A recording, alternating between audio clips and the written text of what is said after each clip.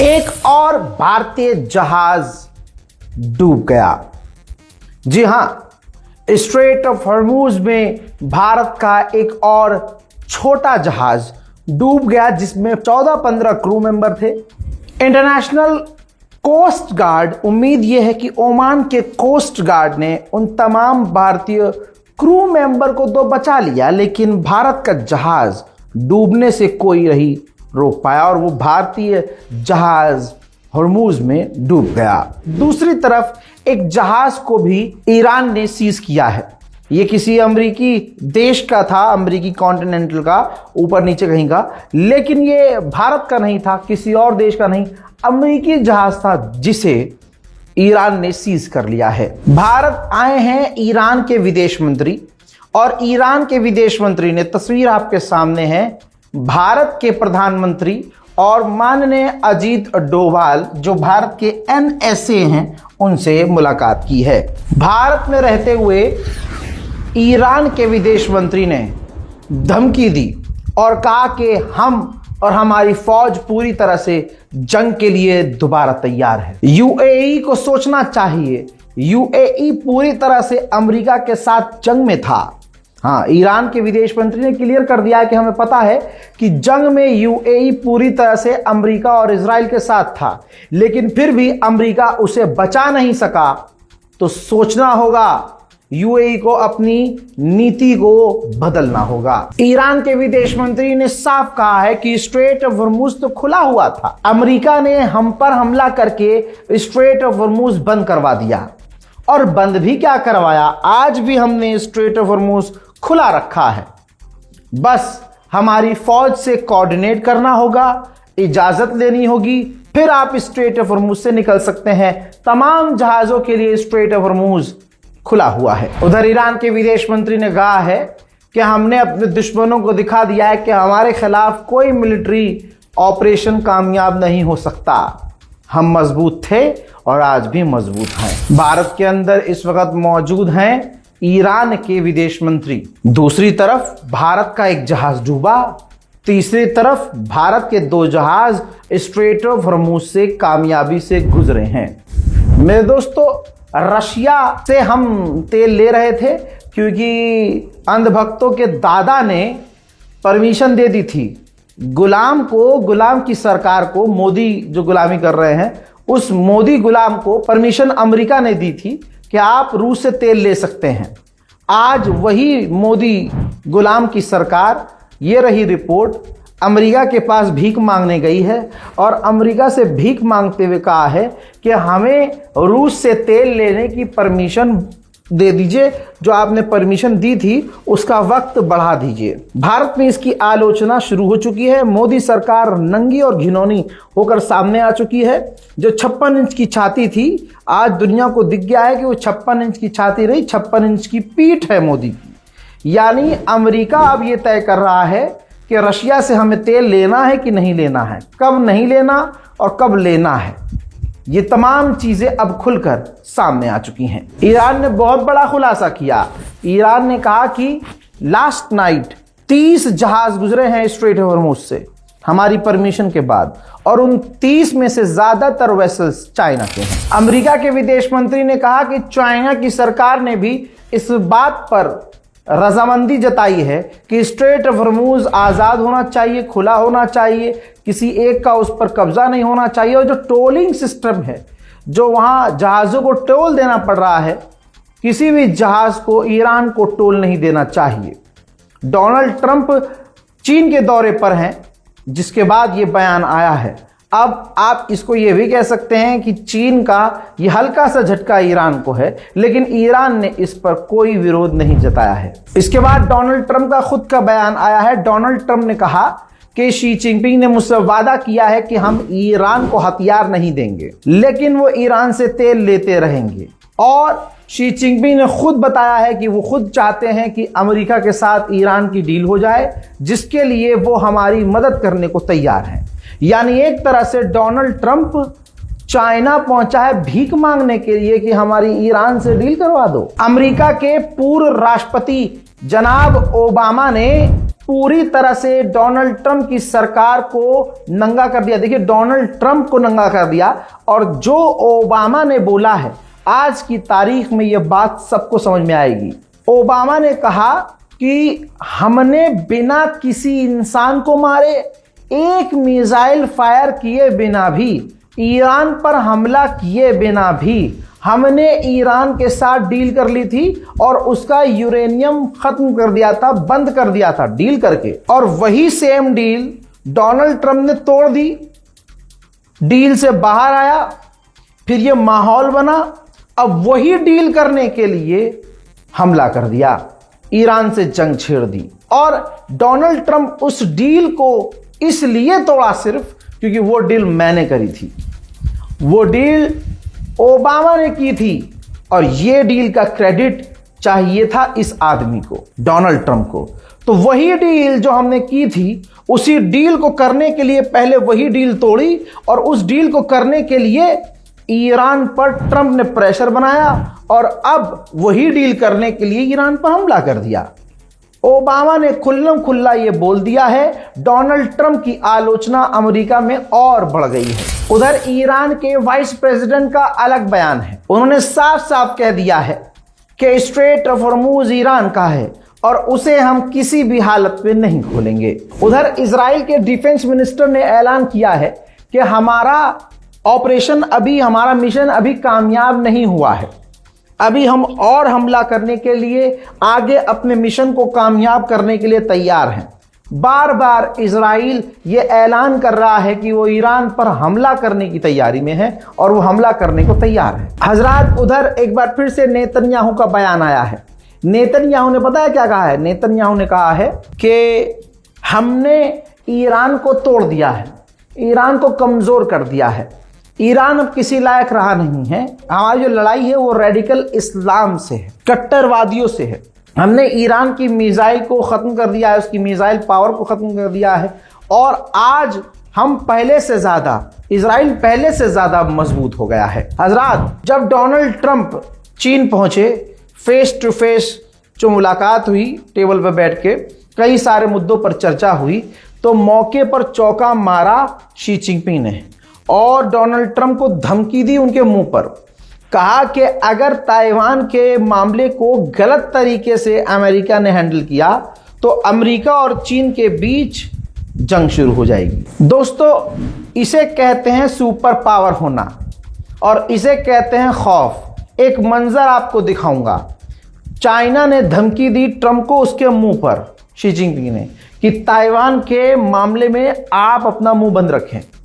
Result ऐसा रहा इस धमकी के बाद कि चीन के अंदर ही पत्रकार ने पूछा कि आपकी बात चीन से कैसी रही, तो डोनाल्ड ट्रंप ने कहा कि ऑसम, चीन ऑसम है, तुरंत तारीफ कर दी। पत्रकार ने गुगली फेंकी, पत्रकार ने कहा कि ताइवान पर आप क्या कहेंगे। तो डोनाल्ड ट्रंप ने इस सवाल को, ताइवान के सवाल को इग्नोर कर दिया। फिर पत्रकार ने दोबारा ताइवान पर सवाल किया तो डोनाल्ड ट्रंप की इतनी फटी पड़ी थी कि जवाब छोड़िए, इग्नोर करके वो वहां से चला गया।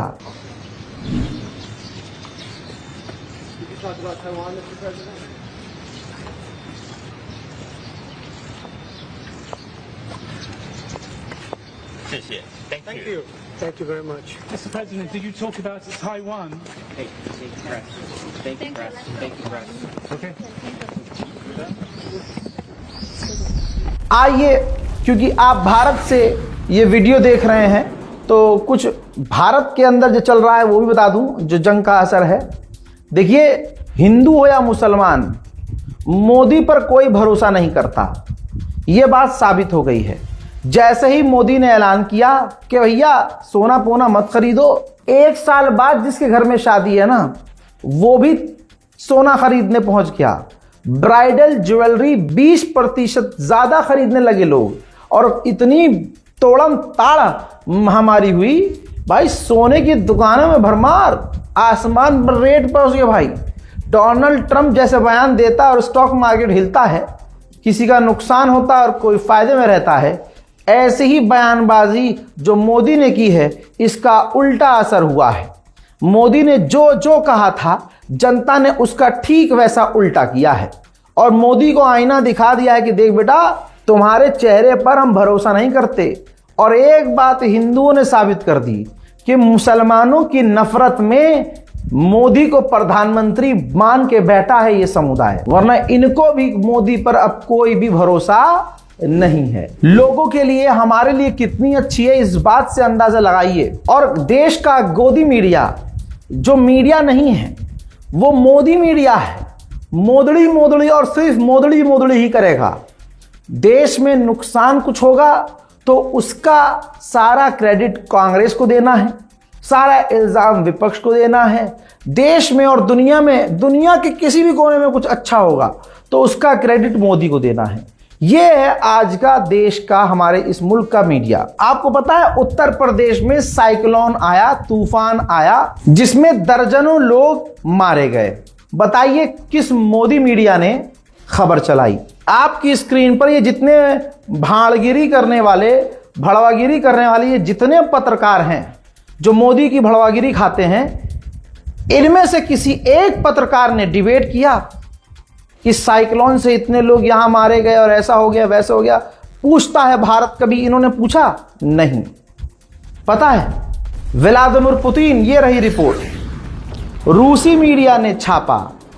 व्लादिमीर पुतिन ने भारत के प्रधानमंत्री माननीय नरेंद्र मोदी को, जी हां, शोक व्यक्त किया है जो भारत के अंदर साइक्लोन आया और भारतीयों की मौत हुई।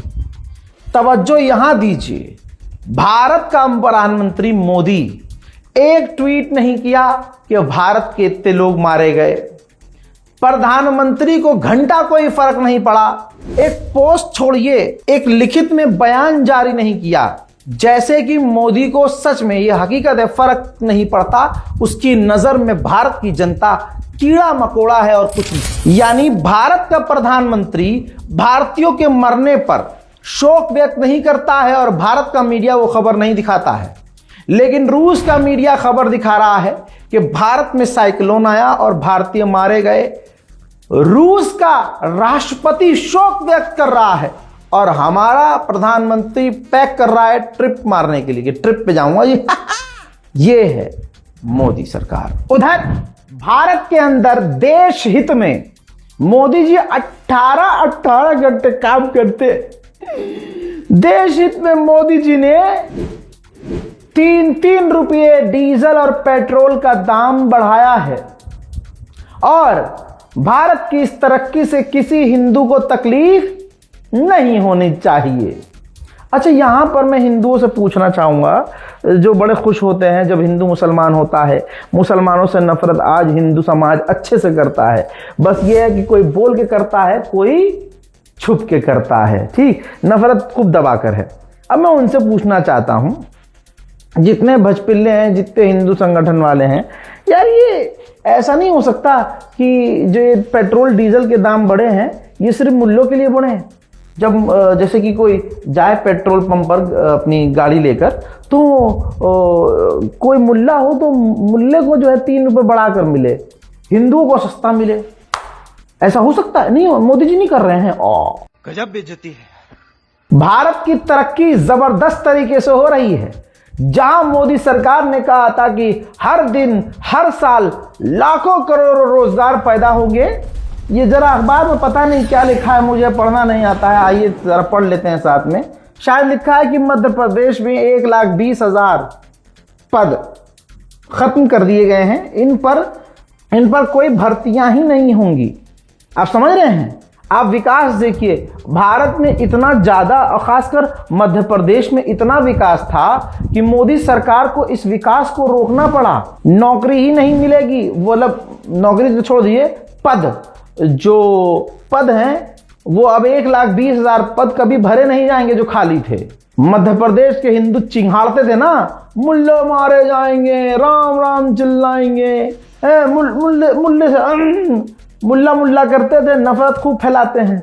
अब मध्य प्रदेश को मोदी जी ने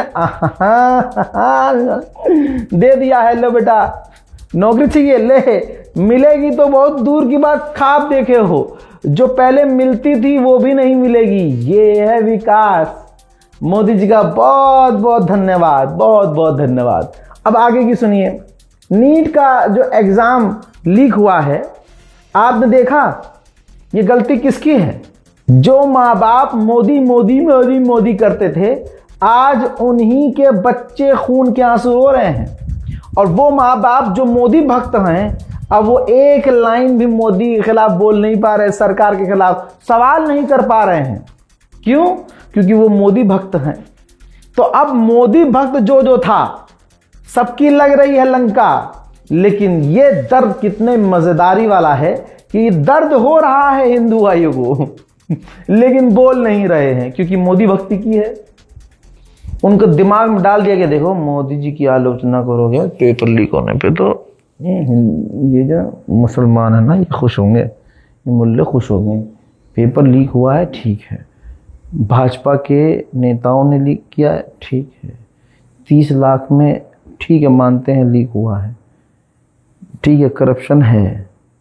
आपके बच्चे का भविष्य जो है खतरे में पड़ गया है।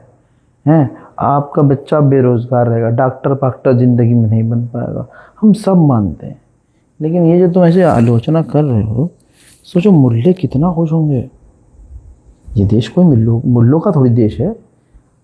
प्रधानमंत्री हिंदू है। अगर एक हिंदू ने एक हिंदू का जिंदगी तबाह कर दिया, आपका बच्चा नहीं बन पाया डॉक्टर, तो बताइए आपके बच्चे का भविष्य जरूरी है कि देश का भविष्य जरूरी है? लगे पड़े हो बुराई करने में, अरे पाप लगेगा।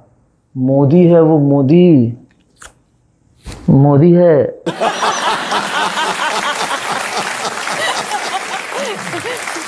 अब आप जरा सोच के देखिए, भारत में नीट एग्जाम लीक हुआ, लाखों बच्चों की मेहनत बेकार गई, और वो बच्चे नहीं हैं, वो बच्चे खुद मोदी फैन हुआ करते थे। सोशल मीडिया पर, ट्विटर पर, इंस्टाग्राम पर यही वो बच्चे थे जो हमेशा मोदी मोदी करते थे। अब आप देखिए, पेपर लीक हुआ, क्या प्रधानमंत्री मोदी ने प्रेस कॉन्फ्रेंस करी नीट पर? क्या एजुकेशन मिनिस्टर ने नीट एग्जाम लीक होने पर कोई प्रेस कॉन्फ्रेंस की, सवाल जवाब किए? नहीं किए। और यही पार्टी पूर्व प्रधानमंत्री मनमोहन सिंह को म्यूट प्रधानमंत्री कहा करती थी।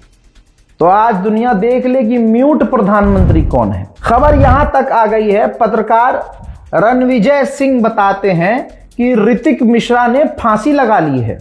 लखीमपुर खीरी के रहने वाले ऋतिक ने इस साल नीट की परीक्षा दी थी। जब से पेपर रद्द होने की खबर आई, तब से वे परेशान था।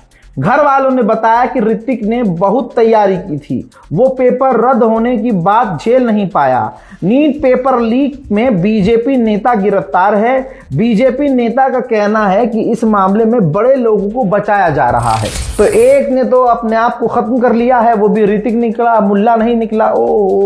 अब हिंदुओं को सोचना चाहिए। अब हिंदू संगठनों को वो जो करते हैं ना, वो बड़ा सा तंबू लगाकर, माइक लगाकर वो करते हैं, है ना, तो उसमें पूरा करना चाहिए प्रोग्राम की नीट के एग्जाम में सिर्फ जब नीट एग्जाम कैंसिल हो या पेपर लीक हो तो फिर सिर्फ जो मुल्ले छात्र हैं वही जो है आत्महत्या करें, हिंदू क्यों करें, हिंदू ना करें। ऐसा कुछ करना चाहिए, करना चाहिए। हिंदू संगठन कहाँ है? अब ये जो लाखों हिंदू बच्चों का भविष्य का बेड़ा गर्क हुआ है, अब भाई वो हिंदू संगठन तौबा तौबा, उनकी क्या ही गलती है। जब अम्मा अब्बा लगे थे मोदी मोदी करने में, तो औलाद की जिंदगी अब जब तबाह हुई तो उनके मुंह से कुछ निकलेगा क्या? अब आप सोचिए, लाखों बच्चों की जिंदगी भविष्य तबाह करने वाला बीजेपी का नेता निकला, कोई भी हिंदू खड़ा होकर सवाल कर रहा है। मोदी भक्ति में कमी नहीं है, यहां तक कि मोदी जी कुछ भी कर दें, कुछ भी हो ही रहा है भाई, लेकिन कोई सवाल नहीं करेगा। गोदी मीडिया में चल नहीं रहा है। ये देखिए जरा, ये घर जो आप देख रहे हैं मकान की, ये 2 तस्वीर आपको दिखा रहा हूं। नीट पेपर लीक कराने वाले बीजेपी नेता दिनेश का ये घर है। शानदार आलीशान मकान आपको नजर आ रहा है। इस पर बिल्डोजर चला नहीं चला, क्योंकि दिनेश है भाई। दिनेश दानिश होता तो बिना एफआईआर के ही घर को तोड़ दिया जाता, इलीगल बताया जाता और तोड़ दिया जाता। तो ये जो प्रैंक हो रहा है ना, ये मुसलमानों के साथ नहीं हो रहा है, प्रैंक मोदी सरकार हिंदुओं के साथ कर रही है। मध्य प्रदेश में 1,20,000 नौकरियां तो अब मिलेंगी ही नहीं, कभी होंगी नहीं, अब दोबारा उसमें भर्ती ही नहीं की जाएगी। और यहां नीट एग्जाम कैंसिल करवा के आगे के लिए नौकरियां खत्म की जा रही हैं कि भैया नौकरी देनी ही ना पड़े। मोदी की धुरंधर 3 की स्क्रिप्ट तैयार है, उसमें यह सीन दिखाया जाएगा कि पाकिस्तान के 1,000 आतंकवादी भारत आए थे और पता है वो तैयारी कर रहे थे नीट एग्जाम की, और वो नीट एग्जाम दे चुके थे और वो पास भी हो गए थे। पेपर चेक करने वाली मशीनरी और सिस्टम ने डिटेक्ट किया कि ये अचानक से बहुत सारे मुसलमान बच्चे नीट क्लियर कर चुके हैं, ये डॉक्टर बन जाएंगे। और फिर जब हमारी मोदी सरकार ने, खुद मोदी जी ने रात भर इन्वेस्टिगेशन की तो पता चला कि वो भारतीय जो मुसलमान थे वो भारतीय नहीं थे, वो पाकिस्तानी थे। आप स्क्रिप्ट सुनिए, धुरंधर 3 की बता रहा हूं, ये बताया जाएगा। फिर मोदी जी ने रात भर खुद जाकर दुनिया की तमाम बड़ी से बड़ी इंटेलिजेंस से रिपोर्ट मंगवाई तो पता चला कि वो बच्चे जिन्होंने नीट का एग्जाम दिया था वो पाकिस्तानी थे। अगर वो पास हो जाते और वो ऊंचे ऊंचे पदों पर चले जाते और वो डॉक्टर बन जाते तो वो एक बड़ा ऑपरेशन पाकिस्तान के इशारे पर भारत के अंदर अगले 20 साल तक करते रहते। हर भारतीय जिसका वो ऑपरेशन करते वो उनके सीने में चिप डाल देते चाइना की। पाकिस्तान ने चीन से चिप खरीदी थी और वो चिप दी थी पाकिस्तानी बच्चों को। वो पाकिस्तान के बच्चे बॉर्डर क्रॉस करके इलीगल तरीके से भारत आए थे। नीट की तैयारी उन्होंने 2 साल तक की थी और एग्जाम उन्होंने क्लियर कर दिया था। मोदी जी को पता चल गया था, मोदी जी ने रातों रात चुटकी बजाते ही एग्जाम कैंसिल करवा दिया। ला ला ला ला ला आदि बन के सोचिए मोदी सरकार कितनी फेल है, कितनी फेल है। और मोदी का गू खाने का कंपटीशन चल रहा है जिसमें धुरंधर 3 के डायरेक्टर ने गू नहीं पूरा लहंडा ही निगल लिया। फिल्म में क्या क्या दिखाया गया, फर्जी नोट की कहानी दिखाई गई। मोदी सरकार ने कहा कि हमने अपने कार्यकाल में जो नोट छापे और छपवाए हैं उसकी कॉपी नहीं हो सकती। जरा ये वीडियो देखिए और इन्वेस्टिगेशन कर लेना। चैलेंज कर रहा हूं, किसी की औकात हो तो झूठी साबित करके दिखा दो। एक नहीं है, ऐसे हजारों वीडियोस हैं। इंस्टाग्राम पर रील बनाकर धड़ल्ले से नकली नोट बेचे जा रहे हैं। अब वो चिप वाली आंटी और तिहाड़ी है कहां जो भारत के नोट के अंदर, भारतीय नोटों में सैटेलाइट कनेक्टिविटी बता रहे थे कि उसके अंदर चिप डली हुई है। और रूबिका लियाकत से पूछ दो तो वैसे ही बंदरिया जैसा मुंह है और वो पिचका लेती है मुंह। ये क्या है, एक बार वीडियो देखिए। अपने पास न्यू स्टॉक अवेलेबल आ चुका है। देखो A1 की क्वालिटी मिलेगी भाई। पूरे नोट ऐसे ही गिन कर लेना। अगर कोई सहमति चाहिए तो ऐसे ही मशीन हमारी तरह लाना और मशीन में डाल के चेक करके लेना माल। अगर कोई मन में खोट हो भाई, आमने सामने आओ, पहले सैंपल लेके जाओ। अपने पास कोई प्रॉब्लम वाला काम नहीं है, अपना कोई प्रॉब्लम वाला 1 के 10 के लालच में मत जाओ। पहली बात तो 1 के 10 के लालच में जाओगे तो कुछ भी हो सकता है। आज जो भी हिंदू खड़ा होकर मुसलमान को आतंकवादी कहे, ये सारी चीजें इकट्ठा करके रखो और याद कर लो। जब भी कोई माइक तुम्हारे मुंह में लगाया आके और वो तुम्हारे बारे में, मुसलमानों के बारे में उल्टा सीधा बोले, धड़ल्ले से तड़ाता नाम लेना शुरू कर दो कि बाबू आतंकवादी हिंदुओं में है कि मुसलमानों में है, जरा देख लो। यूपी ATS अगर ना होती तो पता नहीं क्या होता भाई। यूपी ATS ने एक आतंकवादी को गिरफ्तार किया है, कृष्णा मिश्रा जिसका नाम है, जिसका पाकिस्तान से लिंक था और पाकिस्तान के इशारे पर भारत के अंदर यह बड़ा कांड करने की तैयारी में था। तो पाकिस्तान के इशारे पर भारत का हिंदू आतंकवादी बनकर काम कर रहा था। लेकिन क्या किसी मीडिया ने, किसी गोदी मीडिया के एंकर ने यह बताया, दिखाया, समझाया, बोला ना? क्योंकि यह खेल है। मुसलमान अगर एक चूंटी को मार दे तो वो आतंकवादी है, और हिंदू अगर आतंकवादी और आतंकवाद का साथ दे, पाकिस्तान आतंकियों का साथ दे, तो सर वो तो मिश्रा है ना सर, मासूम है ना sir but he is Mishra ना सर। हट हजरात, इन लोगों का कोई भी वैल्यू नहीं है, कोई औकात नहीं है। मोदी के जो भक्त हैं, पिल्ले जो हैं मोदी के, भाई वो सारे दिन पाऊ पाऊ करते हैं। औकात क्या है? मोदी सरकार इन्हीं को रेल देती है। जरा ये पोस्ट देखिए, न्यूज 24 का सोर्स है। फिलिस्तीन के मुद्दे पर साफ साफ भारत ने फिलिस्तीन का साथ दिया है और 2 स्टेट सॉल्यूशन का साथ दिया है। ब्रिक्स सम्मेलन के दौरान भारत के विदेश मंत्री माननीय जयशंकर ने साफ कहा है कि फिलिस्तीन के मुद्दे पर हम 2 स्टेट सॉल्यूशन सपोर्ट करते हैं। एक तरफ नेतन्याहू को अपना बाप बनाया मोदी ने, फादरलैंड कहा, और हिंदू बड़े खुश हुए। इधर जब फिलिस्तीन की बात आती है तो ब्रिक्स में खड़े होकर कह देते हैं कि नहीं, हम तो 2 स्टेट सॉल्यूशन को सपोर्ट करते हैं, जबकि इजराइल 2 स्टेट सॉल्यूशन के खिलाफ है। बताइए, ये है मोदी सरकार जिसका कोई पक्ष नहीं और असल में दोगली सरकार। लोग कहते हैं डबल इंजन की सरकार, हिंदी में है दोगली सरकार। मोहतरम हजरात, ये है Iran update x India update. पूरी खिचड़ी आपके सामने पेश कर दी है कि दुनिया में क्या चल रहा है और भारत के अंदर इसकी चीखें क्या पड़ रही हैं, और भारत में जो बड़े बड़े मुद्दे हैं वो भी मैंने आपको, है ना। तो इस रिपोर्ट को शेयर कीजिए, अपनी राय कमेंट में लिखिए। लोग कह रहे रजा भाई 5 मिनट का वीडियो बनाइए, 10 मिनट का वीडियो बनाइए। भाई मेरे लिए तो 10 मिनट का वीडियो आसान है, लेकिन 10 मिनट में मैं आपको 10 खबर भी नहीं दे पाऊंगा जितनी खबरें हैं। भले ही मैं कम अपडेट दे रहा हूं क्योंकि मैं अपने स्टेट में नहीं हूं, अपने घर पर नहीं हूं, स्टूडियो में नहीं हूं। जरूरी यह है कि आप तक खबर पहुंचे। अगर आपके पास टाइम नहीं है तो क्या जरूरत है कि एक बार में आप हमारी 28 मिनट का वीडियो देखिए। भाई आप पहले शुरू 10 मिनट का देख लीजिए, फिर लंच टाइम में 10 मिनट का देख लीजिए, जब फ्री हो फिर अगला 10 मिनट का देख लीजिए। समझ रहे हैं? हमारा मकसद है दुनिया तक और कम से कम हमारे सब्सक्राइबर तक सच्ची खबर पहुंचे। तो मेहरबानी करके मुझे रील बनाने के लिए मत कीजिए। छोटी छोटी जो अपडेट हैं, चाहे वो 1 घंटे की अपडेट हो, मैं दूंगा। देखना है देखिए, नहीं देखना है तो बाद में देखिए या मत देखिए। लेकिन मेरे जो लॉयल सब्सक्राइबर हैं, जो मुझ पर भरोसा करते हैं, मैं उन्हें धोखा नहीं दे सकता कि खबर हो 20 मिनट की और मैं 3 मिनट में निपटा दूं। माफी चाहूंगा। जय हिंद।